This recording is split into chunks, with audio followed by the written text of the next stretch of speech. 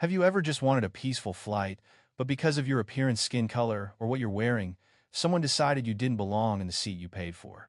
Have you ever stood still and watched someone push you out of your position in the eyes of dozens of people, and you had to choose? Stay silent to finish the matter, or stand up to keep your own dignity. If that happened to you, what would you do? Would you protest? Would you endure? Or would you let it go, as if your heart had never been hurt? Today's story is not just about a lost first-class seat. It is about dignity, about choosing between holding on and standing up, and about a truth that silenced the entire cabin. Before we begin, if these stories of dignity, justice, and healing resonate with you, please take a second to like, share, and subscribe. Stories like these need to be heard more often. Mornings at Northridge International Airport have a rhythm all their own. Not too loud, not too busy, but a steady soundtrack of loudspeaker announcements. The sound of suitcase wheels rolling across the floor, and the smell of roasting coffee from the Starbucks near Gate 17.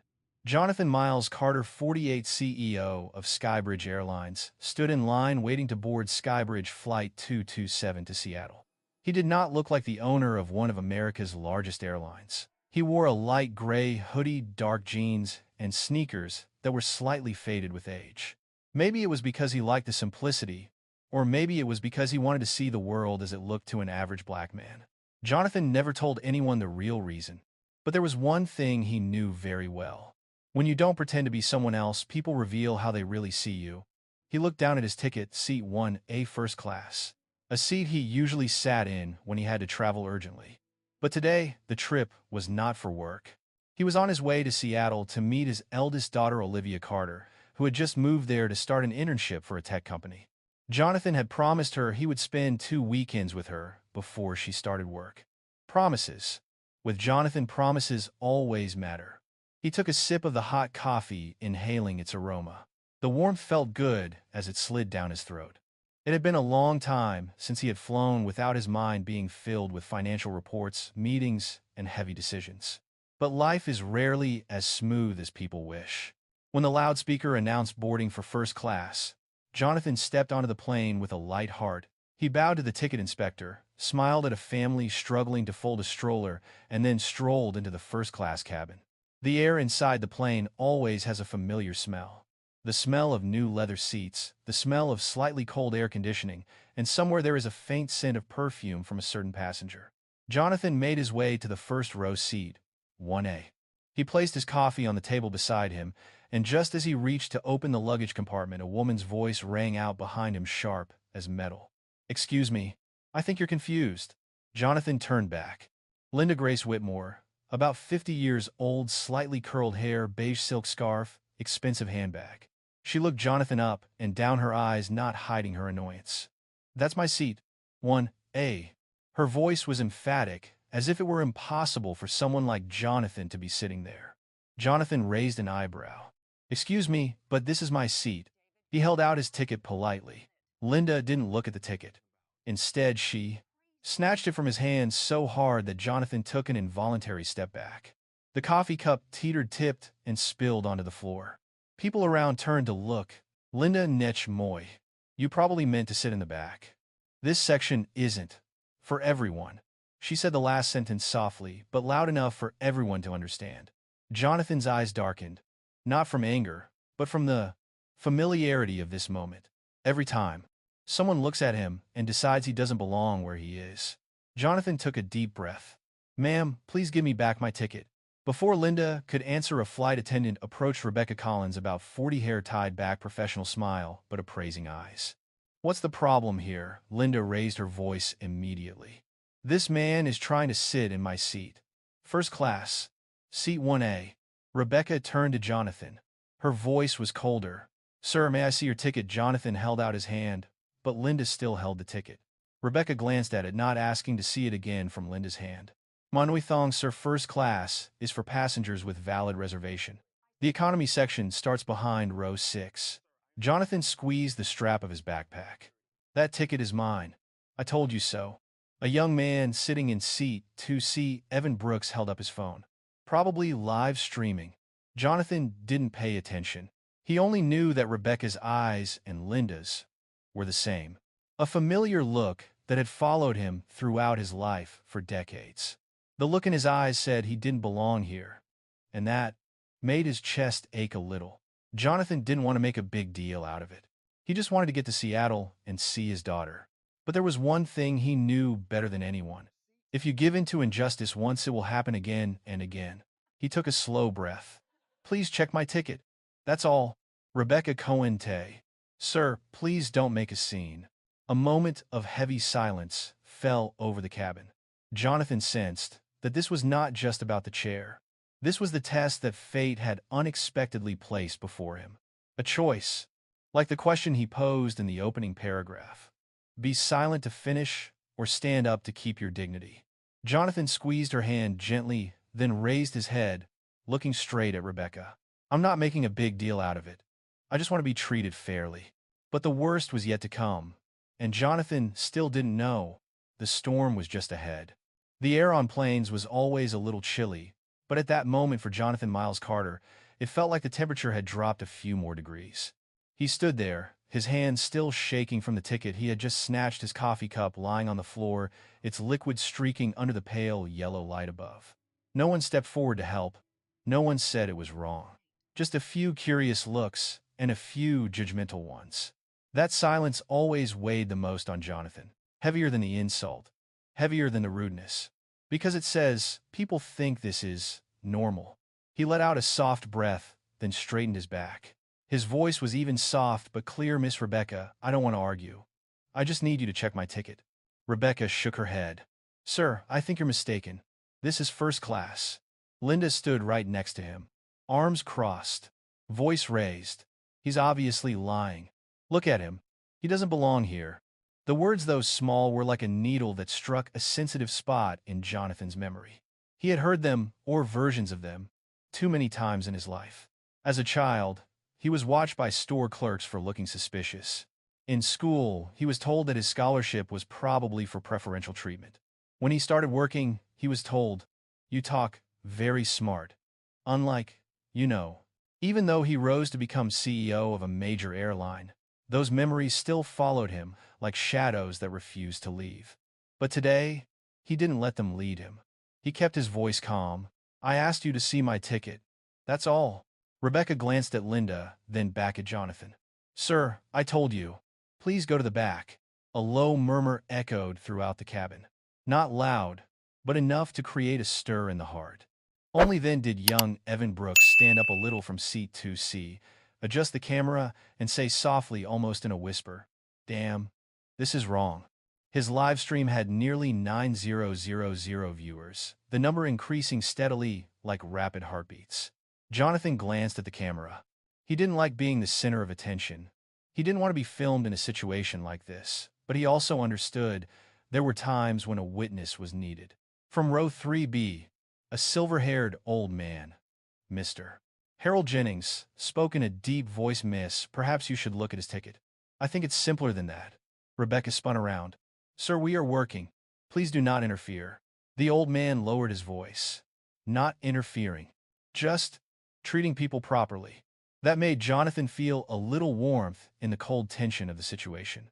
But Rebecca remained undaunted, seemingly unwilling to lose control in front of the passengers. Linda Chen, Vao Jiong got. This is ridiculous. Just send him back to economy. I don't want delays because of people like him. Jonathan heard the words people like him. His chest tightened. It wasn't because of the hurt.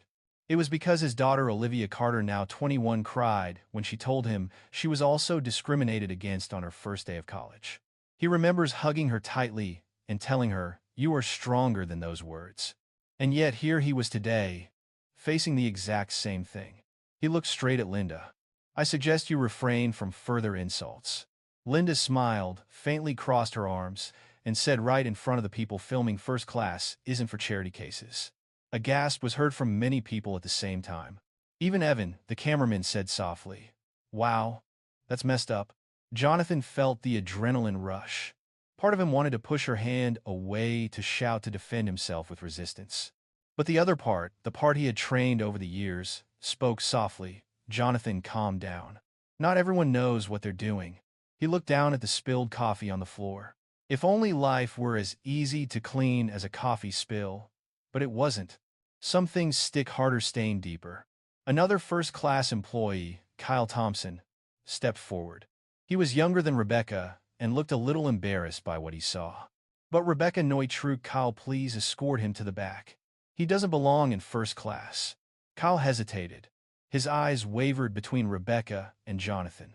He looked Jonathan up and down, not exactly judging, just assessing the situation. Then his gaze fell on Jonathan's wristwatch, a simple yet elegant watch, one that anyone with eyes would recognize. Jonathan saw Kyle flinch, but Rebecca spoke over him. Kyle, please. Jonathan raised his hand again. I asked you to see my ticket. That's all. Rebecca shook her head so hard that a few strands of hair fell out. Sir, you are disturbing the other passengers. I will call security if you do not cooperate. From the back of the cabin, a door opened. A passenger stepped in, and at the sight before him, he recoiled. The air was like a taut bow. With just a little more force, it would snap. Jonathan knew he was on the verge of his first climax. Not of his own making, but of a chain of prejudices woven around him. He looked down at his hand. How many times had this hand signed contracts, administered, made important decisions? How many times had it trembled under the pressure of work? But today, it trembled for a different reason. The reason is called prejudice. He looked back at Linda, then Rebecca, then the eyes waiting to see what he would do. In that moment, Jonathan realized this story was no longer his own. It was a story that many people had experienced, and few had the opportunity to stand up and say, I deserve respect. He raised his head, his voice low but unmistakable. If you don't look at my ticket, I'll have to hold on to this position. Because no one has the right to decide where I belong, except myself. The whole cabin was silent. You could hear the air conditioner blowing. And then, Rebecca breathed heavily, pursed her lips, and took a step toward the compartment door. I call security. That moment was like a door opening to a real storm. Jonathan stood still, not moving, not retreating. But deep inside him, an old sadness welled up, not out of fear, but out of familiarity. And sometimes, the familiar hurts more than the new. The first-class cabin felt muffled. Every sound, newspapers turning, seatbelts, buckled heels. Clicking on the floor stopped as Rebecca Collins turned and strode toward the plane's door to call security. In that tense silence, Jonathan Miles Carter stood still. His entire stance was a delicate pause in the swirling chaos. You don't need to say anything now. People have seen enough. Jonathan bent down to pick up the paper cup mangled from the coffee spill. He set it back on the table, as if restoring some semblance of order, the only order he had left in the moment. But Linda wouldn't leave him alone. She shook her head in frustration and said loud enough for all the passengers to hear. Unbelievable. We all know what he's trying to do. People like him always look for trouble. A small sound came from seat 2C, Evan Brooks suppressing his anger. He adjusted his phone, raising the angle to capture Linda's full words. Live stream is growing from 12000 to 18000, then 23600 viewers. Jonathan didn't look at the camera. He didn't respond to Linda either. When faced with prejudice, silence is often a way to maintain dignity. But to Linda, Jonathan's silence only made her more confident in her judgment. See, he doesn't even deny it, she continued, her voice full of anguish. If he really had a first-class ticket, he would have left by now. A young passenger in row 3D turned to his friend and whispered, Why aren't they checking his ticket? That's all he asked. Jonathan took the words in like a warm current. Someone saw the absurdity. Someone understood him. From the back of the cabin, another flight attendant, Marissa Lane, stepped up. She was young, in her late 20s, her blue eyes showing tension at the atmosphere in the cabin. Rebecca told me we have a situation here. Before she could finish her sentence, Linda interrupted. Yes, get him out of here. He's stealing my seat. Marissa paused. She looked at Jonathan, not judging, not rushing, just looking. In that moment, Jonathan realized what few people on this flight did. She was looking at a person, not a color. Marissa's voice was low and cautious. Sir, what exactly happened? Linda Lup took Fanung. Don't listen to him. I'm a Diamond member, 15 years. He's not one of us. A phrase that makes a lot of people raise their eyebrows. One of us. Marissa bit her lip, a sign of embarrassment. I think we should see his ticket first. That simple offer was like a small ray of light in a dark room. Noon Linda but day no, I already showed the ticket. It's mine. He's lying. Jonathan took a slow breath. Sometimes, the simplest truths are the hardest to hear. Evan suddenly spoke a little louder than usual. Ma'am, nobody saw your ticket, and you snatched his. It's all on camera. Linda turned around, her eyes wide with surprise. Are you filming me, Evan Cone Run? Ma'am, everyone is filming. People deserve to know the truth. As if on cue, several passengers raised their phones higher. The light from the screens reflected off the ceiling, making it look like countless small lights were illuminating the situation, a fact that could not be hidden. Jonathan remained silent. He had not asked anyone to film him, but he also understood that the presence of a camera was sometimes the only thing that kept the truth from being distorted. Linda saw the phone line pointing at her and started to change her tone. Stop recording. This is harassment. I'm the victim here. A few laughs came from the passengers behind him. Not mockery, but disbelief at her spin on the story. The compartment door swung open. Rebecca Collins returned with a more serious expression. Security is on their way, ta twin bow. Everyone, please stay seated. Jonathan looked at Rebecca, then at the passenger filming. He felt a slight tremor run through his body, not from fear, but from the resurfacing of old memories. The memory of when he was 19 years old, being loudly asked by a security guard to stand aside at a supermarket just because he looked like someone who might steal. The memory of when he was 28 years old, being called applicant number 12 instead of his real name during an interview, even though the person in front of him was the 23rd candidate. And the memory of what his mother once said, "You will have to go further than everyone else to stand in the same position." Each memory is a piece that makes him who he is today, strong, calm, and knows how to keep his dignity in places where it is easiest to lose it. Rebecca Chite ve fia Jonathan. Sir, please step aside while we resolve this. Jonathan looked her straight in the eye. Resolve? Or avoid the truth? Rebecca stiffened. Sir, don't escalate. I did nothing to escalate. Jonathan's voice was low and even, but it carried a weight that silenced the cabin. I only asked for what any passenger has the right to ask. Please see my ticket. A female passenger in seat 2 spoke up. He asked many times. You all just ignored him. An older man behind added, This isn't right. Just check the damn ticket.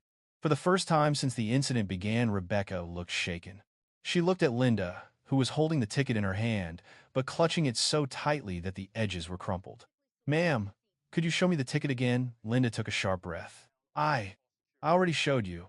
Show her the ticket, Jonathan said softly without a hint of harshness. Linda opened her mouth, but no words came out. The hand holding the ticket shook.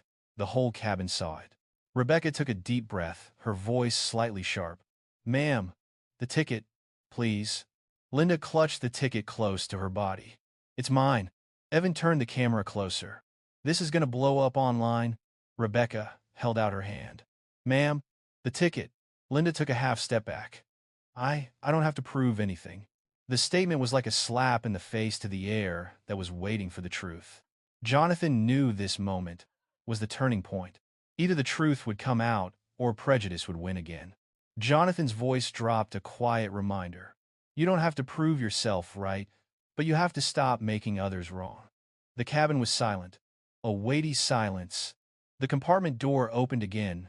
2 security officers appeared, and things officially entered a new level of tension. The first-class cabin door opened for the 3rd time. This time, the atmosphere changed dramatically. 2 airport security officers entered.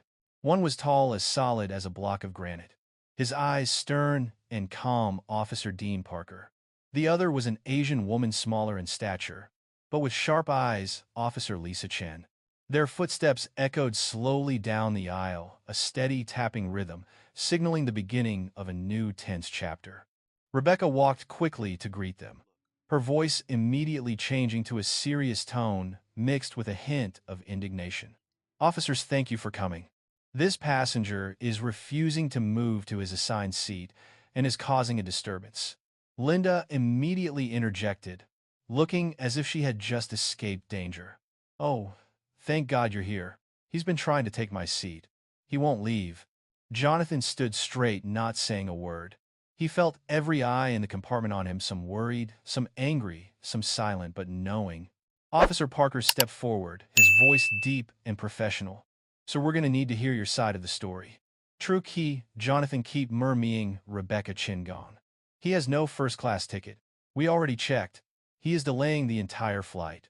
A take came from the back seat. A passenger couldn't hold it in any longer. But Rebecca continued pushing the situation in her favor. Jonathan looked straight at Officer Parker. No protest. No yelling. Just calm. A calm he had learned his whole life. He held out his hand, palm up, in invitation. "Officer, I'd be happy to explain. But first, I want to ask, have any of them asked to see my ticket?" Officer Parker looked over at Rebecca. It wasn't an offensive question, just a simple fact. Rebecca avoided that look for a beat. Then she replied in a low, sharp voice, "We didn't need to. It was obvious." "Obvious," Jonathan repeated. One word, but it echoed in the cabin like an echo of hundreds of stories of injustice many had experienced. Officer Chin stepped closer, his voice soft but stern. "Sir, can you show us your tickets?" Jonathan pointed at Linda. My ticket is in her hand. Linda squeezed the ticket in her palm, as if it would disappear if she didn't hold it tight. Her hand trembled a little, enough for Officer Chin to notice. "Ma'am, officer," Chin said softly, "could you hand me the ticket?" Linda hesitated. 1 second. 2 seconds. That hesitation said more than any excuse. "Ma'am," Officer Chin repeated. Linda took a breath, then held out the ticket. But when Officer Chin reached for it, she jerked it back in reflex. A faint murmur spread through the cabin. Jonathan remained motionless, as if waiting for something he knew would happen. Finally, Linda let go of the ticket, and that was when the first layer of her mask fell off. Officer Chin opened the ticket, his eyes scanning the clearly printed lines. "Passenger, Jonathan Miles Carter's seat. 1A class first." She raised her head, frowning slightly. "Mr. Carter, this ticket is valid. This is your seat."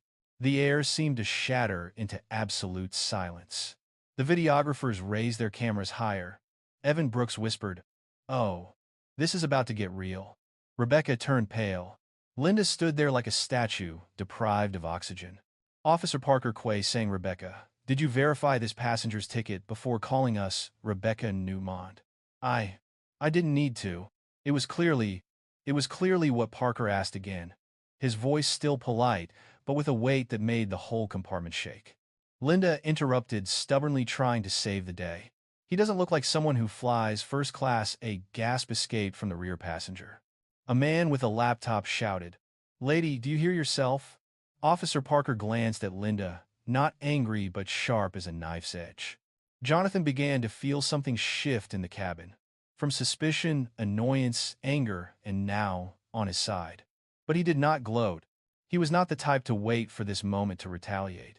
He just felt tired of everything happening exactly as he had always experienced. In his heart, a small voice rang out, "If Olivia were here, what would she think?" Olivia once asked him as a child, "Daddy, why do people sometimes look at me like I'm a stranger?" Jonathan just hugged him tight. Now, he wonders, am I living the life I want my son to learn?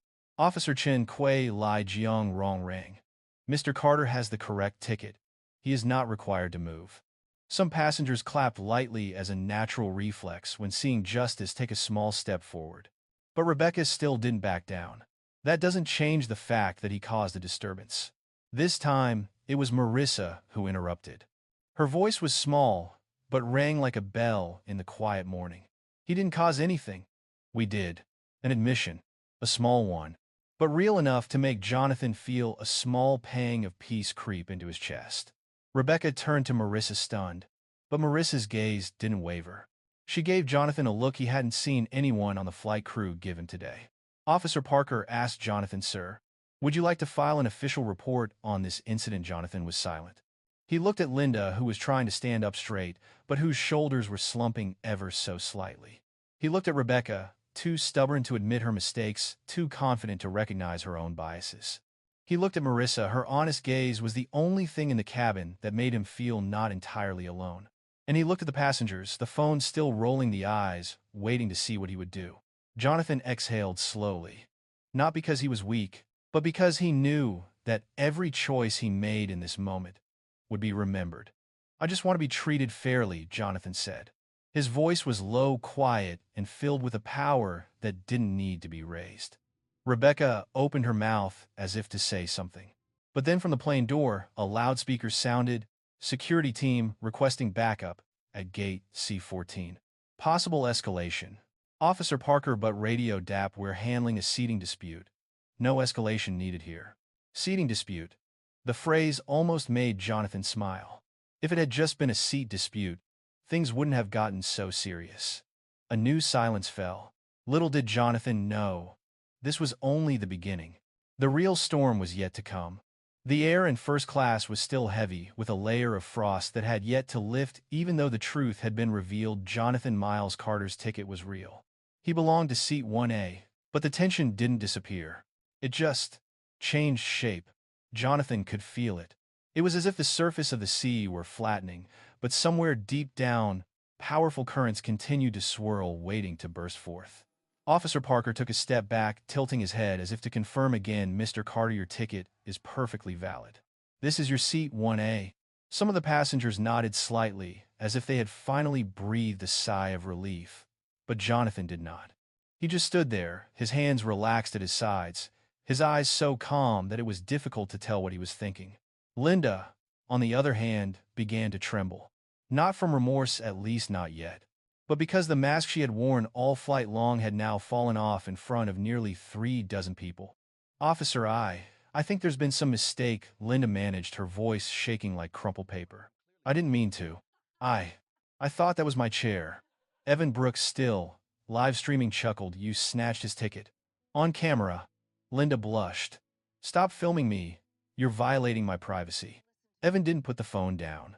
His voice was calm, no harshness, no sarcasm, just the truth stated. "Ma'am, we're on a public flight.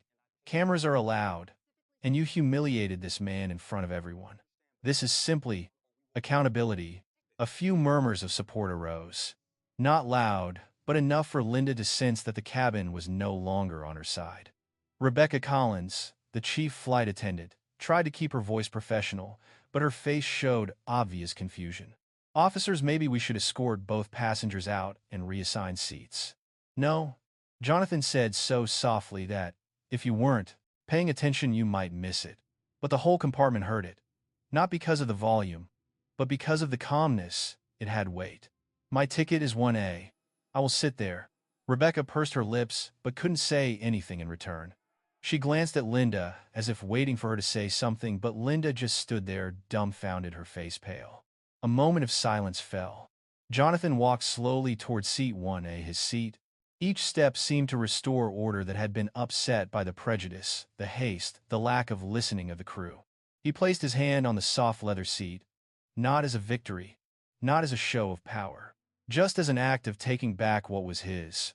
But as Jonathan was about to sit down, Officer Chen stepped forward, his voice slow. "Mr. Carter, before you sit down, please allow me to ask one thing." Jonathan stopped. He turned, his eyes as calm as a lake. Chen asked, "Do you want us to make a report of the incident now? It will directly affect the flight crew and the passengers who caused the incident." The whole cabin held its breath. Even the sound of the air conditioning became clearer in that moment. Rebecca stiffened. Linda gasped as if about to faint. Marissa ducked her head, not in fear, but in shame for her coworker. Jonathan looked around at every face. The spinning phones, the waiting eyes, those who wanted justice, and those who feared it. Then he looked at Officer Chen. "Can I ask you a question first?" Chen nodded. Jonathan asked, "If I wasn't someone of any status or position, would any of them bother to check my ticket?" A silence seemed to fall through everyone's chest. Rebecca turned away. Linda bowed her head. Kyle, the young steward, clenched his fists, his lips pressed into a thin line. Officer Parker answered in his place, his voice so honest it stunned the entire cabin. "Probably, no. Probably not." That sentence, though light, seemed to reveal the whole truth that everyone knew but no one dared to say. Jonathan closed his eyes for a second, not because he was tired, but because the truth touched a place deep inside him, a place that had been scarred by the past. When he opened his eyes, his voice was low and steady. "I don't want anyone arrested or taken away today. I just want Everyone here to understand one thing. He put his hands on the armrests of the chair, not sitting down. The way people look at you, treat you, is often not based on the truth. It is based on what they think is the truth. He turned to Linda, and sometimes, what they think comes from fear, ignorance, or biases that they have carried for so long without realizing it. Linda bit her lip. A small tear welled up, though she tried to hide it. Jonathan continued, I don't want to ruin anyone's life. I just want to be treated like a human being. No one said anything. No one dared. Marissa wiped the corner of her eyes. Evan lowered the phone a fraction, as if to honor the moment when Jonathan's voice was no longer a story to be filmed, but something to be heard. Officer Chin nodded very lightly. I get it, but Officer Parker still had something to say, Mr. Carter. I respect the way you handled things. But I think the flight crew should at least issue a formal apology. Jonathan looked at Rebecca. She stood straight, stiff as a statue that was cracked but refused to break. Rebecca took a deep breath. Then, for the first time all flight, her voice shook. Mr. Carter. I'm sorry. I was too quick to judge. I had no reason to refuse to see your ticket. I was wrong. No embellishments. No acting. A real apology. Marissa bowed her head. I apologize too. I should have checked from the beginning. Kyle took half a step forward. I'm sorry, sir. Jonathan nodded slightly. But he looked at Linda longer. She stood motionless, as if the apology was stuck somewhere between her throat and heart. He didn't force her to talk. Not now. He just said, we can start over, by each of us looking at ourselves. A loudspeaker blared from the cockpit. Flight attendants, please prepare for departure once security clearance is confirmed. The signal was like a knock reminding everyone to return to reality. Officer Chen closed the notebook. No one was taken away today. But the record will clearly state the truth. Officer Parker nodded. We have seen enough. Jonathan finally sat down in seat 1A. No win, no loss. Just returned to his rightful place. But just as he buckled his seatbelt, Evan's phone vibrated with a series of new notifications. The live stream is now surpassing 7,000 viewers. And the hashtag number justice for seat 1A is trending. Jonathan didn't know. He just wanted to go to Seattle to see his daughter. But this story had just started to spread more than he thought. And the biggest wave is yet to come. The moment the plane door closed, a heavy but slightly expectant air filled the cabin. Everyone knew that what had just happened was not over yet. It was like a crack in glass. Even though it had stopped, the slightest impact would cause it to spread faster than anyone could imagine. Jonathan Miles Carter sat in seat 1A, his seatbelt fastened. He leaned back slightly, taking a deep breath to regain his normal breathing rhythm. But his eyes remained open, not from stress, but from listening. The silence in first class was not the silence of peace.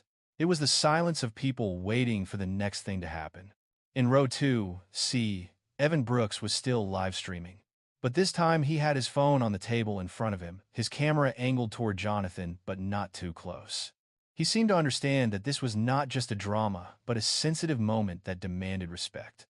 A notification flashed on Evan's phone screen, 50000 comments, waiting for update. Trending #3 nationwide. People asking who Jonathan is. Jonathan didn't know that. He was thinking about something else, about Olivia, about the promise of seeing her, about the flights he used to take as CEO, where everyone knew who he was and treated him with false respect. But today, no one recognized him.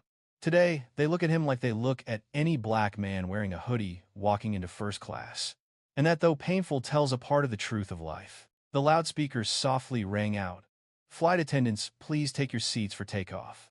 Jonathan closed his eyes for a few seconds. He felt his body sink into the seat as the plane began to taxi down the runway. A moment of peace, finally. But that peace lasted less than a minute. A soft clearing of the throat came from the hallway to the left. Jonathan opened his eyes and saw Linda Grace Whitmore standing next to him, her hands gripping the armrest of 1B for balance. Her face was pale, but her eyes were still filled with fire, not confidence, but a kind of confusion mixed with panic. Mr. Carter. Her voice trembled as if each word was more than she could bear. Jonathan was silent. He didn't want to make things difficult for her, but he didn't say anything either. Linda took a deep breath, tightening the silk scarf around her neck. I need to explain myself. A few passengers glanced over. Some frowned. Some waited. Evan quietly but discreetly moved his phone closer. Linda continued, I thought. I genuinely thought you were sitting in my seat. And when you insisted on staying, I thought you were lying. I was worried about safety. Jonathan looked at her for a moment, letting the weight of his words sink in. Worried about safety, Jonathan asked, his voice small, but clear as the sound of falling water. Linda swallowed, her shoulders slumping. Yes. I mean, you didn't look. I just didn't expect that I'm not the type of person you thought would be sitting here. Jonathan finished the sentence for her. Linda stiffened. The cabin fell silent again.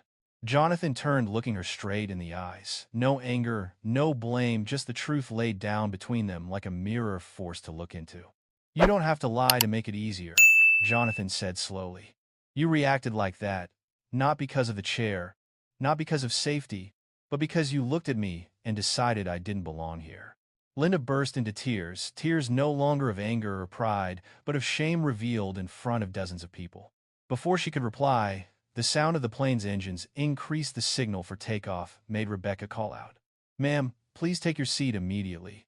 Linda started, looked at Jonathan for a second, as if she wanted to say something more, but then she turned away, staggering back to her row. Jonathan watched, feeling a small emptiness, like the gap between two closing doors. He was not happy that she cried, nor was he sad that her apology was incomplete. He just felt tired. Tired in the way that any person of color who has experienced discrimination knows, a bone-deep tiredness, not from arguing, but from having to explain his own existence. As the plane reached a steady cruising altitude, the flight attendants began moving around the cabin. Marissa Lane brought a tray of water to Jonathan. Sir, this is water. And I apologize again. Jonathan took the glass of water, nodding slightly. I know you didn't mean it. Thank you for being honest earlier. Marissa bowed her head. Something in her eyes made him realize not everyone in the crew was blind to prejudice. The comfortable silence lasted for a few minutes, until a small ping from Evan's phone interrupted. Evan covered his mouth with his hand, trying not to cry out, Oh my God. Jonathan turned. What's wrong? Evan tilted the phone for Jonathan to see. No pressure, just a gentle invitation. Display. Who is this man? Why did the airline staff treat him like that? Someone said they recognized him. Another comment. Is he that CEO from the news last month? And then an announcement made Evan choke. Breaking rumors, spreading that passenger involved in first-class conflict may be CEO of a major airline. Jonathan was silent. He said nothing. Didn't deny, didn't confirm. He just leaned back in his chair, breathing deeply. Because he knew once information hit social media, it was no longer a small story within the scope of a single flight. It becomes a wave. And the bigger the wave, the more careful you have to be. Evan whispered, Sir, if you really are the CEO, this video will change everything. Jonathan looked at him, his eyes deep. Do you think things should change? Or do you just want to see a big shock on the internet? Evan opened his mouth, but couldn't answer right away. Jonathan's question seemed to touch on a part livestream had never thought of. The purpose of recording the truth. Is it to correct a mistake or to attract attention? Evan bowed his head. I want the truth to be seen. I think it's the only fair thing I can do for you. Jonathan returned to the front seat. He did not blame him. Some young people chose to stand by. Some chose to stand on the side of justice. And Evan seems to be trying to do the second. But just when Jonathan thought the plane would continue on peacefully, Rebecca Collins appeared right in front of him. Her face was paler than before, her voice significantly lower. Mr. Carter, I need to speak to you privately. It's very important. Jonathan looked at her, just a nod, but enough for her to continue. Rebecca took a deep breath and looked around as if afraid someone would hear. I thought you should know. Someone in this cabin called the airline switchboard and reported the incident in a way that was unfavorable to you. Jonathan sat up straight. What disadvantages? Rebecca swallowed. They said you were a troublemaker, a threat to other passengers, and they asked the airline to consider putting you on the temporary no-fly list for investigation. A sharp intake of breath came from the back row. Evan blurted out what Jonathan remained silent. But his eyes changed, subtly but sharply. Who is the reporter? Jonathan asked. Rebecca was silent for a few seconds, then said Linda Whitmore. The air in the cabin felt like it had been sucked out. A chill ran down Evan's spine. Marissa dropped the towel in her hand. Jonathan leaned back, looking up at the ceiling. The LED lights cast a soft white glow. He was not angry. He was not panicked. It's just, a familiar feeling creeps into my heart, the feeling that sometimes, even when the truth is clear, prejudice continues to find a way to survive. Jonathan closed his eyes. 1 second, 2 seconds. Then opened my eyes. The look was different. Calmer, deeper, and a little fierce. Because he understood, from this moment on the story no longer stopped at first class. It was coming out, and he couldn't stand aside. It wasn't the loudspeakers. It wasn't the rumble of the engines.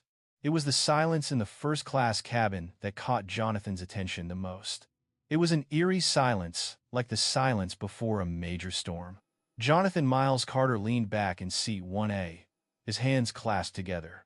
He showed no emotion, but he knew in his heart that what Rebecca had just said about Linda calling the airline to report him for causing trouble and threatening passengers could have taken a very different direction. Not a simple direction, and not peaceful either. Jonathan looked out the window. The clouds were white, and the sunlight was a mist. If nothing else was happening, he would be reading an email from Olivia or looking over his schedule for the weekend with his daughter. But life doesn't always go as planned. Rebecca Collins stood in the aisle, her hands clasped together as if trying to hide her trembling. Mr. Carter, I didn't think it would be that serious. I just thought you should know so that if the airline contacts you after landing, you won't be surprised. Jonathan tilted his head, his eyes calm but sharp. Miss Collins, do you know what it means to put someone on the no-fly list? Rebecca swallowed. I know. But Linda called the Diamond Priority Line. And, when a Diamond passenger reports a security threat, the airline is required to take note. Even if that information is wrong. Jonathan asked, his voice low, but making Rebecca's heart clench. She bowed her head. Yes, right. Evan from seat 2C had completely stopped live streaming now. He was just staring at Jonathan and Rebecca, feeling like he was witnessing something much bigger than the viral video. An elderly passenger in row 3B whispered to his companion. Their mistake? Why blame it on him? Jonathan took a deep breath, trying to slow it. The breath carried a lifetime of facing this doubt, being judged based on appearance, being deemed dangerous simply because he didn't fit someone's expectations. I thought I was used to it, but getting used to it doesn't mean it hurts less. Just then, a flashing message on Evan's screen made him jump. Sir, you have to see this. Jonathan turned slightly. Tren Man Hin Dien Thao I breaking flight 227 discrimination. Incident rumors claim the passenger involved may be a senior executive in the aviation industry. Another comment. His face looks familiar. Isn't he? Jonathan Carter. Another comment. Isn't that the CEO of Skybridge Airlines? Evan looked at Jonathan, eyes wide. Sir, people are starting to guess your identity. And they're guessing correctly. Jonathan said nothing. No confirmation, no denial. Just looked at the screen and knew the time to keep himself in the dark was over. In the cabin, someone heard Evan say the word CEO, and immediately the rumor spread like a shapeless wind. He's the CEO? No way. But look at that. Composure. Oh my God. If that's true, the crew is screwed. Marissa Lane heard, turned to look at Jonathan with a stunned look. Sir, is that? Jonathan did not answer that question. He asked back, if I were not the CEO, would you treat me differently? Marissa opened her mouth but choked. She couldn't say no, because the answer was unpleasant. Jonathan turned back to the front, leaving Marissa standing there in silence. The kind of silence that forces a person to face themselves. At the same time, Rebecca and Kyle whispered in the front compartment. If he really is Jonathan Carter, how should we report this? This situation is too big. Kyle looked at Jonathan, his face a mixture of worry and regret. We were wrong from the start. But if it were revealed that we discriminated against the CEO of an airline, the press would crush us. Rebecca clenched her fists tighter. I know, but the truth is the truth. Kyle swallowed. What about Linda? What did she say to the operator? If the company believed her, we are standing on a bomb, Rebecca breathed. The plane was still gliding smoothly over the clouds, but the feeling inside the cabin was not smooth at all. Jonathan opened his phone, no internet, just a blank screen. He looked at his reflection in the darkened glass. That's not the image of a CEO. That's not the image of a man in power. Just the image of a father wanting to see his daughter, but hindered by old prejudices people carry. And what saddened him the most, it wasn't Linda's actions. It was the way it all happened, as natural as breathing. Just as Jonathan was about to close his eyes and rest, a figure appeared next to his chair. Linda Whitmore. This time, she didn't tremble like before. No screaming, no defending, no blaming. She looked tired. Her face was pale, her eyes red. Jonathan opened his eyes and looked but said nothing. Linda clasped her hands together, then spoke in a voice so low you had to strain to hear it. "Mr. Carter, I just received notice that I will be required to work with security when the plane lands." Jonathan did not respond. Linda continued, "I know I was wrong. Completely wrong. And I don't know how to face it." Jonathan looked at her, his voice slower and softer than usual. "What you fear is not your mistakes. What you fear is the consequences of those mistakes." Linda clenched her hands so tightly that her knuckles turned white. "You're right. I'm scared." A tear fell onto the silk scarf. "I've acted like a racist. And now, I think I'm going to lose it all." Jonathan bowed his head slightly, his eyes serious but not cruel. "Do you think I've never been afraid? All my life, I've been afraid that someone would decide my safety just by looking at me." Linda hiccuped softly. "And, do you hate me?" Jonathan shook his head. "I don't hate you, but I hope you look deeper into yourself than this."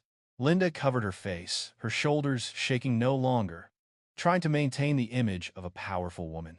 In that moment, Jonathan realized something. Sometimes, someone's downfall is not to crush them, but so they can start again. Linda whispered, "Do you intend to let the company know who you are?" Jonathan looked straight at her, and for the first time since the beginning of the flight, he revealed a cold gleam in his eyes. "I don't need to say it. The truth will find its way." Just as Linda turned to leave, a message suddenly popped up on Evan's phone. The screen lit up the light, reflecting off his astonished face. "Breaking news: Skybridge Airlines confirms that CEO Jonathan Miles Carter is currently on board Flight 227. Evan stood up. The whole compartment heard him exclaim, "Oh my God, it's confirmed. No more rumors. No more guesses. No more speculation based on familiar faces. The truth has been confirmed." And when the truth reached first class, everyone turned to look at Jonathan. Jonathan sat there, calm, expressionless. But the cabin exploded in silence. The text message confirming Jonathan as CEO spread faster than the murmurs of the passengers. Within seconds of Evan's words, the first-class cabin was shaken by a shock of silence, the kind that makes your chest feel as if it's been crushed under a rock. Jonathan remained still, not proud, not stunned, not commanding. He simply let out a small breath, as if the truth had finally been released from a dark room. But the people around were not as calm as him. Rebecca Collins unconsciously took a step back, her hands gripping the back of the chair for support. She whispered softly, almost too loud for herself to hear, "Oh my God, so it's true." Kyle Thompson's forehead began to bead with sweat. Nothing in his airline training had prepared him for this moment, the realization that the man they had suspected, judged, even considered ejecting from the plane was one of the most powerful figures in the American airline industry. Linda Whitmore, who had just left Jonathan's seat, had not made it as far as row 3 when her legs gave out. She held onto another passenger's seat, her face so pale she looked as if she had just stepped out of the hospital. "He is really the CEO." Her voice trembled, no longer arrogant. The old man in seat 3B nodded slightly. "That's right. I recognized him the moment you said his name on livestream." Linda clasped her hands together, her chest feeling heavy as if someone had placed a stone on it. What have I done? Oh God, what have I done?" As the first-class cabin tilted at the sudden truth, Jonathan kept his eyes out the window, letting the chaos pass before he spoke. His calm was not cold. It was a calm forged from years of facing prejudice, of suspicious eyes, of the hidden doors and glass walls that only black people had. That serenity is not inborn. It is built from hurt. Another flight attendant, Molly Dane, rushed up from the back deck. She answered Kyle's call for assistance. When she arrived, Molly immediately noticed the tension in the air. What? What is going on? No one answered immediately. No one knew where to start. Finally, Rebecca opened her mouth. Molly, his guest. He's Jonathan Carter, CEO of Skybridge. Molly was almost stunned. She looked at Jonathan, the man who was still keeping his composure almost frighteningly. No. No way. Is it really him? Jonathan turned back and nodded slightly. I'm Jonathan Carter. But that's not as important as what happened here. His voice was not high, but it sent chills down the listener's spine. The whole cabin fell into a new silence, not the silence of surprise, but the silence of confrontation. Jonathan placed his hands on his knees, his back straight, his eyes focused on the flight crew. I want to hear every single one. No excuses, just the truth. Kyle swallowed and stood in front. His face no longer had any confidence. Sir, this morning we received an internal alert to increase passenger monitoring due to a disturbance on another flight last week. When I saw you standing next to 1A, I thought you might be in the wrong seat. Jonathan looked Kyle straight in the eye. And you think so? For what reason? Kyle bowed his head, his fingers clasped together. I guess. You weren't dressed like a typical first-class passenger. I let my prejudice rule over procedure. Jonathan said nothing, just nodded slightly, signaling he heard. Rebecca stepped forward next.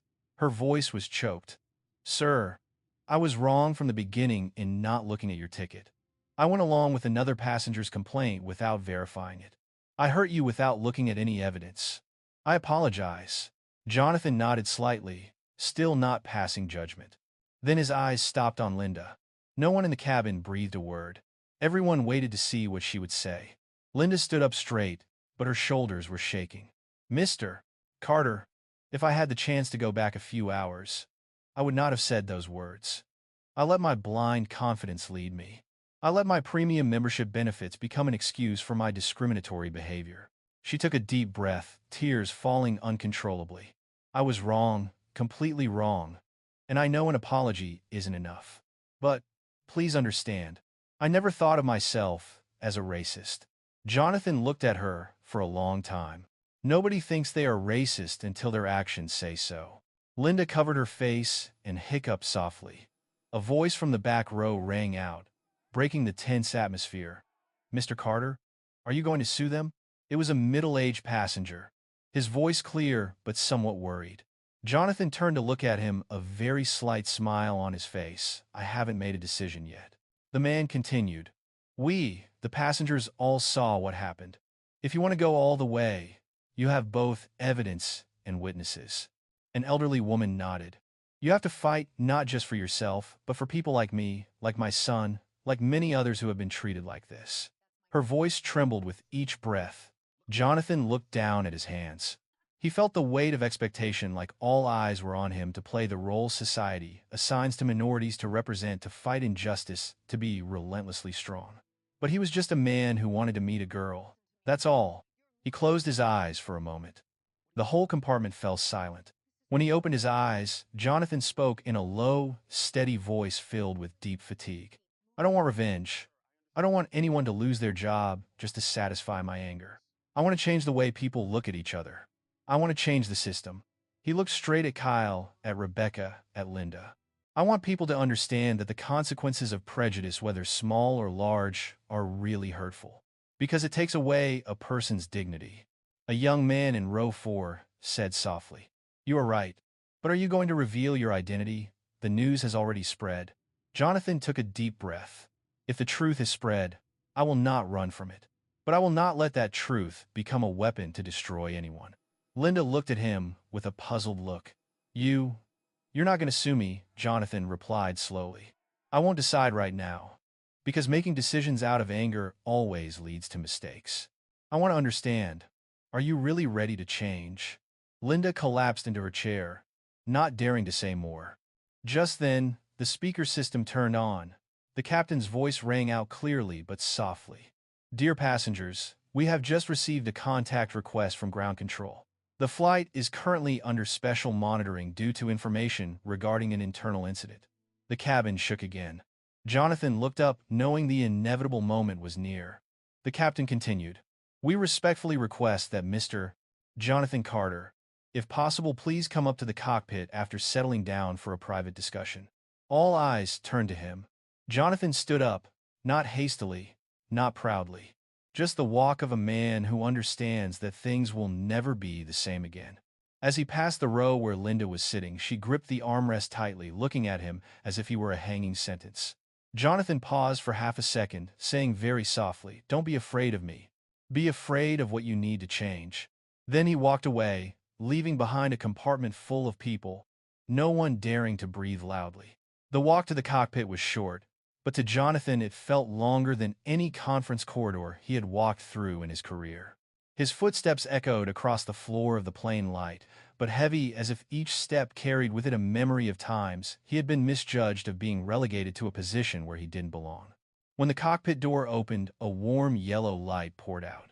The space was small but tidy, the smell of warm plastic and metal familiar to someone who had spent his life in the sky like him. Captain Alan Brewer turned, his gray eyes lighting up with surprise, which quickly turned to respect and concern. "Mr. Carter, thank you for coming up," Alan said, his voice low and sincere. Jonathan nodded and stepped inside. First Officer Henry Stone stood up and pulled out a chair for him. They were both seasoned pilots with years of flying experience and clearly unprepared to have the CEO of a rival airline in their cockpit. Alan held his breath, then said, "We have received notification from the operations center that you may have had a serious incident in first class." Jonathan smiled very slightly, the tired smile of someone used to such things. "Captain Brewer, I think incident is the mildest word that could be used." Henry exchanged glances with Alan, then sat down next to the control panel, preparing to take notes. Jonathan put his hands on his knees, looking calm. "I didn't come here to complain. I came here to talk about the truth." Alan exhaled more seriously. "So, what happened down there?" Jonathan recounted everything, without adding or subtracting, just the plain truth, but each sentence was like a knife cutting into the pride of the airline's crew. When he mentioned Linda pushing him off the chair, Henry frowned. When he told the story of the flight crew not looking at his ticket, Alan frowned. And when he mentioned that politician Diamond had called the operator to accuse him of disturbing security, the entire cockpit fell into a deafening silence. Alan put his hands on the console and bowed his head low. "Mr. Carter, on behalf of the entire crew, I want to apologize to you." Jonathan shook his head. "Captain Brewer, you didn't cause this. But I think you understand that things like this aren't uncommon, and it hasn't just happened to me." Alan clenched his jaw. He clearly understood. A few seconds later, he said in a low, sincere voice, "I've been flying for 28 years. I see more injustice on this plane than I care to admit. Not everyone has the courage to stand up against it." Jonathan looked out the window in front of him. White clouds spread like a thin layer of mist. "I didn't stand up for revenge. I stood up because I don't want my daughter or any child to grow up in a world where respect is determined by the color of their skin or the clothes they wear." Henry put down his pen and looked at Jonathan for a long time. "You are not like the CEOs I have met. They will use their power to crush the flight crew to prove their power." Jonathan smiled slightly, tilting his head slightly. "I don't need power to prove what is right. I only need the truth." Alan stood up, placing one hand on the back of Jonathan's chair, a gesture of respect. "I want you to know that when we land, the airline will be there. The press will be there. This is no small matter. What do you want me to say to them?" Jonathan looked straight into the captain's eyes, determined. "Let's say I want a better aviation world. Not for me, for every passenger." Alan's eyes softened. It was rare for someone to say such words without a hint of pomposity. But with Jonathan, it was so genuine it made the cockpit quieter. Jonathan stood up and adjusted his shirt. "I'll go back to my chair. There's a lot of work to be done." Alan nodded. "If you need any assistance, just say so." Jonathan left the cockpit. When the door closed, Alan sat down in his chair, letting out a long, heavy sigh. "Henry, we're carrying a man who could change the aviation industry." Henry replied, "Not only that, I think he can do it." Jonathan walked slowly towards the first-class cabin, and as soon as he appeared, all eyes turned to him. But this time, there was no look of doubt. No more judgment. No more doubt. There's only waiting and respect. In row 1C, Marissa Lane stood up as soon as she saw him, her eyes filled with sadness, regret, and gratitude. "Mr. Carter, are you okay?" Jonathan nodded slightly. "I'm fine." Evan Brooks raised his phone, but this time without filming, just to read the comments from the live stream earlier. "Sir, they're calling you the calm CEO. And there are thousands of people saying they'll support you if you want to do something big to change the airline industry." Jonathan watched the phone light up a light he didn't want, but now it was part of the story. He put his hand on Evan's shoulder gently. "You did well, Evan. But from now on, let's keep the story on its own terms." Evan nodded like an acknowledged child, eyes lighting up. Linda Whitmore remained seated in row 3, her hands clasped so tightly they shook. As Jonathan passed, she wanted to say something, to ask for another chance, to explain, to hold on to even a shred of hope. But Jonathan just looked at her, saying nothing. No anger, no hatred. But there is no easy forgiveness. And that made Linda collapse her shoulders, shaking, tears falling onto the expensive handkerchief. Jonathan sat down in seat 1A and took a deep breath. For the first time since the flight, he allowed himself to lean back. The moment felt peaceful, a brief respite from the information storm. Rebecca stepped forward, clutching the small notebook in her hand. "Mr. Carter, if you want, I will write a report immediately. Every detail. No hiding, no excuses." Jonathan looked at her deeply. "Miss Collins, what I want is not to destroy anyone's career. I want the system to change." Rebecca bit her lip, her voice choked. "I understand, and I will do my part." A soft announcement came from the cabin speaker. "We will be landing in Denver in approximately 22 minutes. Please make your preparations." Jonathan closed his eyes. 22 minutes. Not long, but enough to prepare for what's to come. Media, airlines, lawyers, public opinion, and the questions will come pouring in. But what was most important to Jonathan, what had always been most important, was that he stay calm so as not to lose what made him who he was, his dignity and his humanity. A little girl from the back compartment ran up, probably someone's child, and accidentally walked up to Jonathan. She looked at him with big eyes. "Uncle, you are a good person, right?" Jonathan chuckled, the most casual smile he'd had all flight. "I'm just trying to do the right thing, son." The girl smiled, then ran back. And Jonathan felt something very small, but very true. Even when the sky is about to storm, there are always small rays of light to keep people standing. He opened his eyes and looked straight ahead. The flight is not over. The journey is not over. But Jonathan knew, when the plane's wheels touched the ground, he would have to face the truth in front of the whole world. The plane began to lose altitude. The familiar vibrations traveled down the fuselage like a slow heartbeat before a crucial moment. The captain's voice came over the loudspeaker, calm but stern. "Ladies and gentlemen, we are descending for landing at Denver Airport. Please fasten your seat belts and remain seated." Jonathan opened his eyes. He had always been calm on every flight, but this time, he felt an invisible weight pressing down on his shoulders. Not because of fear, not because of pressure, but because he knew when the plane's wheels touched the ground, a new chapter would open, not just for him, but for everyone who witnessed this story.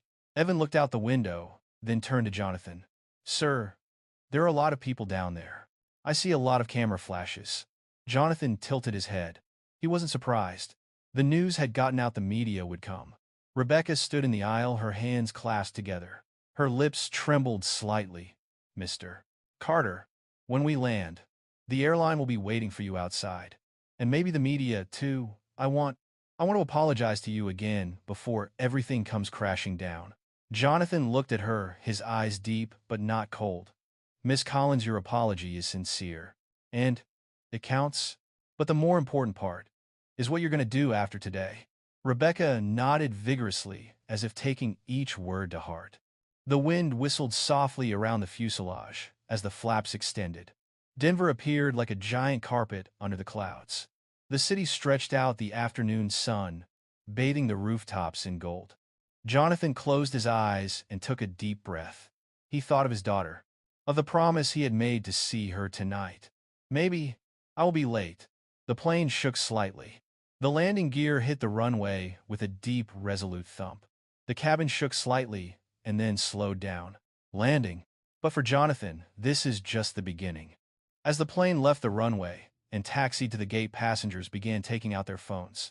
Many trying to capture the moment they knew, for sure, they had witnessed something that would be in tomorrow morning's newspaper. In row 3, Linda Whitmore bowed her head, her hands clenched so tightly that her skin turned white. Swallowing hard, she whispered to herself, "We have to face it, no matter what the outcome." Jonathan glanced at her not unkindly, not angry, but the look was enough to make Linda sense one thing: this was no longer personal. The plane door opened. A blast of cold air rushed in, carrying with it the familiar airport noise and chaos. But this time, the chaos wasn't from the passengers. It comes from outside. Flashes, cameras, voices over walkie-talkies, heavy footsteps. A flight attendant from the ground crew entered the first-class cabin. His face serious but respectful. "Mr. Carter, the airport team is expecting you. And the reporters too. But first, the airline wants to speak to you privately." Jonathan stood up. The whole cabin held its breath. He adjusted his shirt not for image's sake, but just as a little habit before getting to the important stuff. Rebecca approached, her voice trembling, but determined. "I will go with you, if you allow me." Jonathan shook his head slightly. "No need, Miss Collins. You stay with the passengers. This is something I must do myself." Rebecca bowed her head, her eyes red. "Good luck, sir." Jonathan smiled slightly. "This is not a matter of luck. It is a matter of necessity." As Jonathan stepped out of the plane door, dozens of cameras immediately focused on him. The voices of reporters surrounded him like a wave. "Mr. Carter, were you discriminated against on the flight? Are you planning to sue the airline? How do you rate the flight crew's behavior? Are you going to speak to the media today?" The ground crew and security personnel formed a circle to protect Jonathan, but he suddenly raised his hand and signaled, "I need to say a few words." The noise died down as if someone had flipped a switch. A microphone was held out. Jonathan looked straight into the crowd without fear, without hesitation, but with the calm that had made him famous throughout his career. "Yes," Jonathan said slowly, each word clearly. "I am Jonathan Miles Carter." A few reporters gasped. Many raised their cameras higher. "And yes, I experienced something that I believe no passenger should experience." But he didn't stop there. His voice dropped lighter but full of weight. "But I am not here to condemn. I do not want anyone to be defamed. I do not want to use power for revenge." A female reporter was surprised. "You don't want justice for yourself?" Jonathan smiled sadly. "I want justice for all the passengers, not just for me." The silence spread like waves. He continued, "What I want is respect. What I want is to change the system. What I want is to make sure that no one is judged by the color of their skin, or what they wear, or their status." Another reporter chimed in, "Mr. Carter, do you think the crew should be fired?" Jonathan looked straight into the lens, his eyes calm as a deep lake. "No. I think they need to be educated, to be understood, to be corrected." Then he said something that made many people silent. "Punishment does not create change. Understanding does." Inside, the plane passengers lingered. Evan was glued to his phone, watching the interview live streamed outside the door. He whispered, "Oh my God, he is a CEO. But he is unlike any CEO I have ever seen." Rebecca put her hands on the back of her chair, her eyes welling up with tears as she listened to Jonathan speak. In row 3, Linda covered her face and cried silently. Remorse tore at her chest. A man in a black suit approached Jonathan, a leader in appearance. "Mr. Carter, this is Samuel Drake, the company's regional executive vice president. We need to speak privately now." Jonathan nodded slightly. "I get it." Samuel glanced behind him, where the crowd of reporters were waiting. "There is a private conference room prepared, and the firm's lawyer is on his way." Jonathan tilted his head slightly, his eyes looking deeply into his dites. "I hope this is a conversation to repair, not to cover up." Samuel swallowed hard and straightened his back. "We aim for absolute transparency." Jonathan nodded. "Okay. Then, let's go." He turned back to look at the cabin one last time. His eyes stopped for a second on Linda, who was bowing her head, not daring to look at him. No hate, no anger, just the silence of one person hoping others learn what they need to learn. Jonathan turned and followed Samuel. The reporters were buzzing, flashbulbs were going off. A new chapter is opening. And Jonathan knew what happened in that conference room. would decide not just the fate of a few people, but also the future of the aviation industry he had spent his life building. He took a deep breath, prepared to have the most important conversation since becoming CEO. The hallway leading to the Denver airport's closed-circuit conference room stretched like a border between two worlds, a chaotic world outside filled with cameras, calls of his name, and urgent questions, and the world inside, where power, responsibility, and truth would meet sometimes. Unceremoniously, Jonathan walked with his characteristic composure, not a step hurried, not a tremor, but deep inside his heart was pounding irregularly, not because he was afraid, but because he knew every word from now on would become part of a story bigger than himself. Samuel Drake walked beside him, glancing at Jonathan every now and then, as if trying to guess what he was thinking. But he couldn't. Jonathan kept to himself a secret that few people could. When the conference room door opened, Jonathan found three people waiting times. Laura Henderson, Regional Head of Legal. Asterisk, Michael Turner, Communications Director. Asterisk, Anthony Reed, representative of the company's executive board. All three stood up when Jonathan entered, not out of ceremony, but because they knew better than anyone today's story could turn into a disaster or a miracle depending on how they handled the CEO standing before them.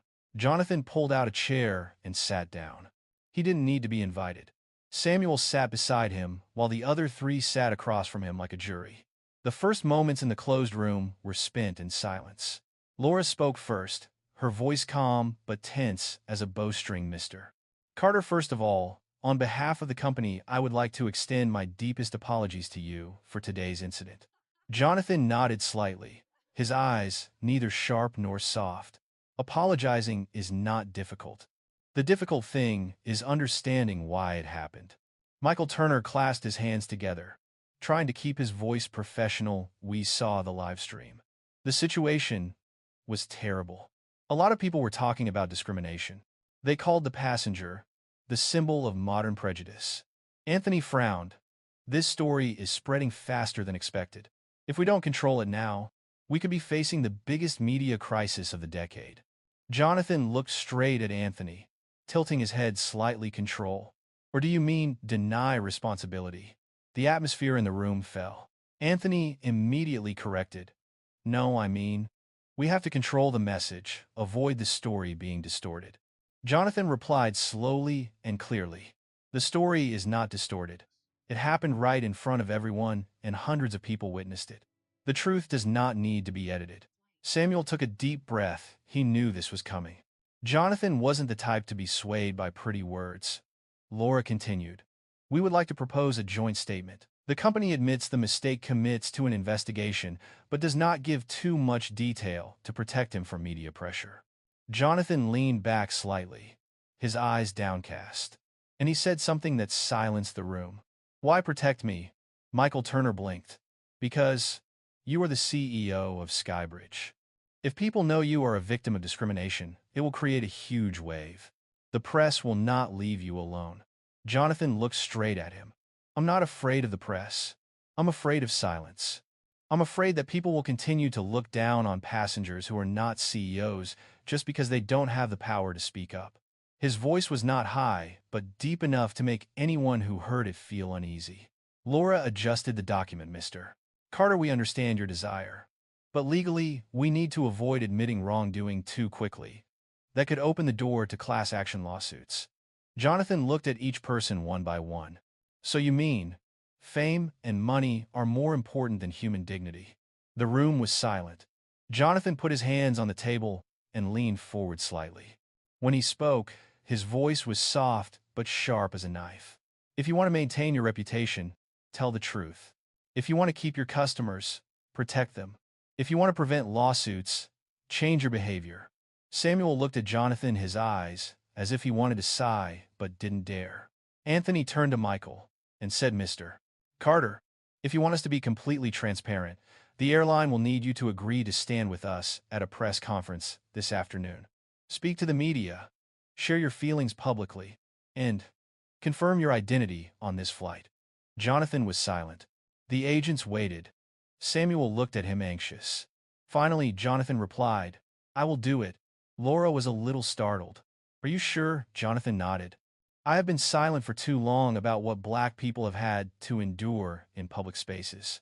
If I don't speak up when it's as obvious as it is today, then I don't deserve to be in this position. Michael turned on his computer and wrote continuously. So, what is the main topic you want to convey at the press conference? Jonathan replied, that I wanted not just an apology, but a change from the ground up, that every passenger deserves a fair shake, and that this is an opportunity for a pioneering airline to lead the industry. Anthony sighed, his voice much softer. You know, Mr. Carter, I think you just put us on the biggest turning point in the company. Jonathan smiled. No, it wasn't me. It was that flight that did it. Samuel leaned back in his chair. Mr. Carter, there is one more problem. Jonathan looked over, waiting. Samuel took a breath. The passenger involved, Linda Whitmore. The media is looking for her name, and the airline wants to know. How do you want to handle this? Jonathan was silent. For a few seconds, he felt the weight of power that, if misused, could destroy a man's life. But then he said slowly, firmly, I don't want her to be decapitated online. Laura nodded, relieved. Jonathan continued, but I want her to face real consequences, not destruction. She needs to learn something today she never thought she would have to learn. Anthony frowned slightly. That is, you don't want the company to countersue or demand compensation. Jonathan shook his head. No, I want her to apologize publicly and complete bias training. I want her to take responsibility, not be destroyed. Samuel breathed a sigh of relief. I understand. And I respect that. Jonathan stood up, slow and steady, like a man who had decided on a major chapter in his life. Let's prepare for the press conference. Michael stood up and said, do you want to speak first or let the company open first? Jonathan smiled slightly. Let me speak later, because my message is not to blame, but to pave the way. The room fell silent for a few seconds, not out of tension, but out of respect. Samuel opened the door and turned to look at Jonathan. Mr. Carter, whatever the press says, I want you to know you have made a lot of people in this industry think again today. And I really thank you. Jonathan put his hand on Samuel's shoulder and nodded slightly. Thank you, Samuel. We still have much work to do.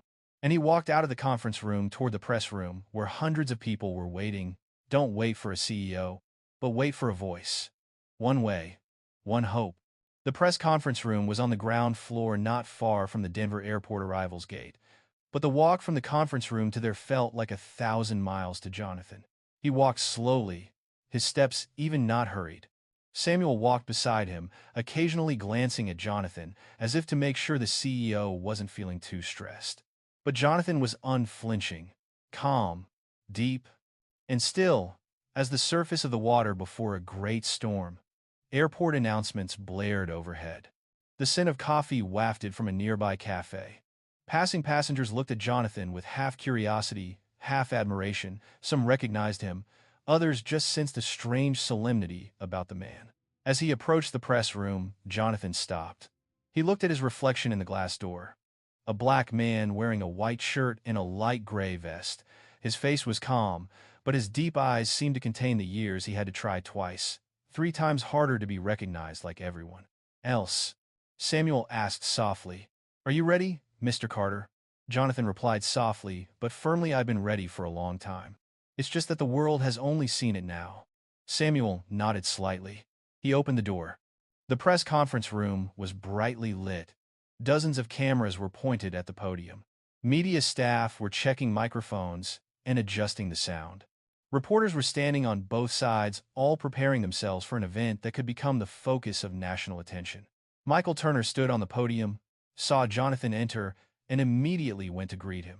We start in exactly 3 minutes. Jonathan nodded. He didn't need to prepare any papers. All he needed to say, it was already written in his heart. In the front row, suddenly, there was a familiar face. Linda Whitmore.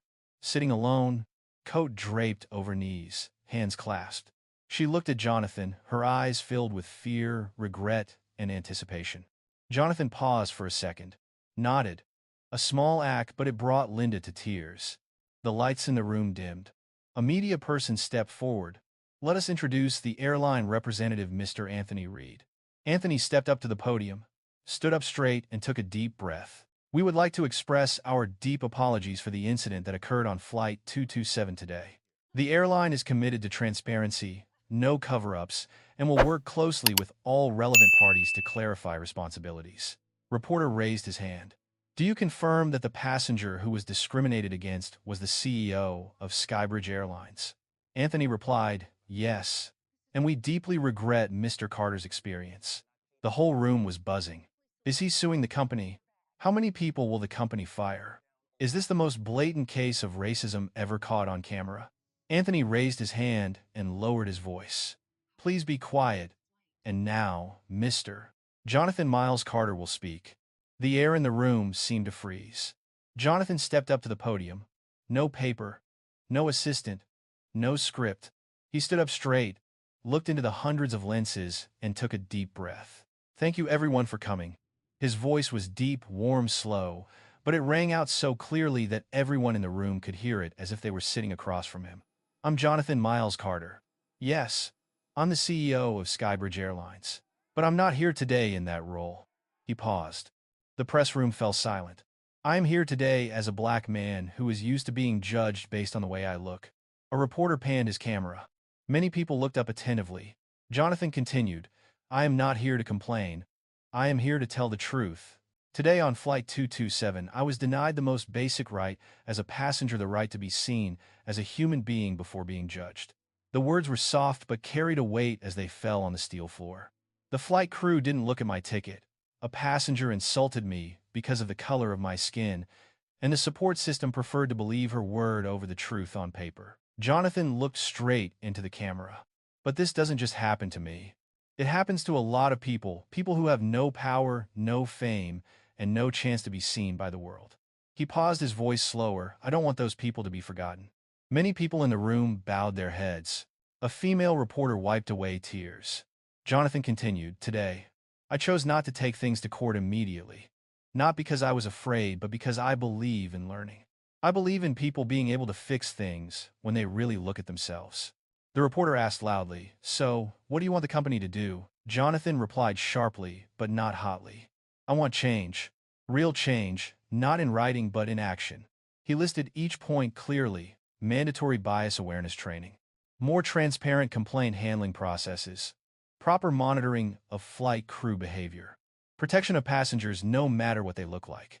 The whole room took notes continuously. Jonathan looked into the reporter's eyes as if looking straight at each person watching the live stream. And finally, I want everyone to understand that what happened today was not a moment of anger. This was an opportunity. Then he said a sentence that made the whole room silent.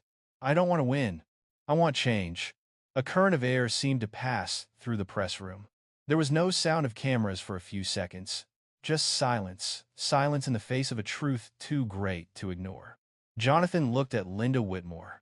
She was sitting in the front row, her eyes red, and her head bowed in shame. He stepped off the podium, not following proper press conference protocol. He went straight to the front row, camera Leah Theo. The whole room held its breath. Jonathan stood in front of Linda. She stood up trembling. Mr. Carter? I am not worthy to Jonathan, raised his hand, signaling her to stop talking. Mrs. Whitmore, I didn't come here to insult you. I came to face the truth. Linda choked. I'm sorry. I'm really sorry. Jonathan replied, I hear you. And I hope this apology is not to save your image, but to save your humanity. Many small sobs echoed around the room. Jonathan continued, his voice soft, but sharp. I won't ask you to lose your job. I don't want you to be destroyed. But I hope you'll be the first to be proof that anyone can change if they dare to look at themselves. Linda bowed her head and cried. Jonathan placed a hand lightly on her shoulder. The action left a hushed silence in the room. After a few seconds, Jonathan returned to the podium and gave his closing remarks. I stand here today, not as a victim. I stand here as a witness. For truth, for hope, and for a more just future. He bowed his head. The press conference ended. But the story has just begun. After the press conference, Jonathan walked out the back door of the media room. Not the main door where hundreds of reporters were still jostling, but the door that led to the quiet corridors at the back of the airport. A usher smiled, bowed slightly, and stepped back to let Jonathan walk on his own. No more flashbulbs, no more bombardment of questions, no more expectant eyes. There was only the sound of luggage wheels rolling in the distance, the soft sound of the airport speakers, and his own steady breathing. Samuel Drake walked beside him, saying nothing. He understood that not every moment needed words. There were moments when mere presence was enough. Jonathan slowed his pace. Each step felt lighter than the last. Not because a burden had been lifted, but because he sensed something more precious: the world had truly listened. As he turned into another hallway, Jonathan saw a familiar figure leaning against the wall, clutching a beige handbag in both hands. Linda Whitmore. There was no longer any light on her, no one watching. Just a person facing herself, naked and real. When she saw Jonathan appear, Linda was a little startled and immediately stood up straight, her hands shaking. "Mr. Carter, I didn't think you would come this way." Jonathan smiled slightly. "I don't like the front door very much. It's too noisy." Linda tried to smile, but her eyes were still red. "I want to say one more thing, if you allow me." Jonathan tilted his head, waiting. Linda swallowed, her voice choked, but clear. "I signed the application for bias training. Not because you asked me to, but because I realized I really needed it. And I called my daughter. I told her that her mother had made the biggest mistake of her life, and she wanted to change." Jonathan looked at her for a long moment, no judgment, no blame, just quiet observation. Then he said, "Mrs. Whitmore, none of us is perfect. The important thing is whether we dare to face our imperfections." Linda cried, but differently. This time not from fear, but from someone seeing the good in her, however small. Jonathan placed his hand on his chest over his heart. "I hope you will do what you promised. Not to prove it to me, but to prove it to yourself." Linda nodded vigorously, tears falling, but her face, for the first time that day, relieved. "Thank you. Sincerely." Jonathan gave her a quick goodbye and walked away, leaving Linda standing there, no longer the proud woman she was, but a person starting over. When he reached the lobby area, Jonathan noticed a familiar figure sitting in the waiting chair. A little girl about 8 years old, soft curly hair, bright brown eyes. Beside her was a young woman, Tara, her mother. The girl saw Jonathan and jumped up. "Daddy." Jonathan knelt down, opened his arms, and the little girl threw herself into his arms as if nothing in the world mattered more than this moment. "I thought you wouldn't be able to come tonight," she said, her voice chirping. Jonathan hugged his daughter tightly and smiled. "I made you a promise, and I always keep my word." Tara stepped closer, nodding to Jonathan with genuine respect. "I watched the press conference. You did well." Jonathan stood up, breathing out a sigh of relief that no one could see. "I just said what needed to be said." Tara looked at him for a moment, then asked softly, "So, are you okay?" A very simple question, but it is a question that no one remembers to ask him all day. Jonathan smiled, his genuine smile of the entire journey. "Noisy, just a little tired." Tara gently touched his arm. "You can be proud, not just because you are the CEO, but because you use your voice properly." Jonathan looked down at his daughter, holding his hand. "If you don't do that, you won't be able to teach her to be a good person." The girl looked up. "Daddy, people on the internet are talking about you. Are you famous now?" Jonathan laughed, bent down, and asked, "Do you think I need to be famous?" The girl shook her head vigorously. "No, just be nice." Jonathan laughed loudly, a laugh so warm that it made Samuel, standing behind him, laugh too. "Daddy will remember this." As the three of them walked out of the airport, the late afternoon sun cast a soft golden light over Jonathan's shoulders. He felt as if the sky were patting him on the back, saying, "You did the right thing." But the story is not over. Jonathan's phone vibrated. A text message from Samuel. "Mr. Carter, your firm has called an emergency meeting. They want to implement their reform program immediately. And they want you to lead." Jonathan took a deep breath. Another door opened, bigger, more responsibility, but also more hope. He looked at his daughter dancing beside him, then at Tara, who was smiling. He replied, "We start tomorrow. Not a minute to lose." Samuel replied, "Yes. And thank you. The airline industry owes you this." Jonathan put his phone away, took his daughter's hand, and walked out of the airport. No need to walk fast. No need to walk slow. Just walk steady, the way he has walked all his life. A new chapter is about to open. A new journey is beginning. The journey isn't to prove he's strong, it's to prove the world can be kinder. Tara looked at Jonathan and said softly, "Do you know what you did today?" Jonathan asked, doing what Tara smiled. "You just made hundreds of thousands of people believe that kindness still exists. CEO or not. You did the right thing today." Jonathan looked toward the sunset. The sky was vast, the colors as light as breath. "I don't want to be a symbol," he said softly. "I just want to be a decent person," Tara replied, "and that's what makes him an icon." Jonathan smiled and squeezed his daughter's hand. "Come on, let's go have dinner. Daddy's hungry." The girl chuckled. "I'm hungry too, and I want pizza." Jonathan laughed. "Pizza is pizza." The three of them walked out of the noisy airport into the evening light. Not in victory, not in tragedy, but in the peace of people who knew they had done the right thing. A story ends, but the changes it creates will never stop. If today's story touched your heart, if it made you stop and think about kindness, about how we treat each other, then I invite you to do something small but with great impact.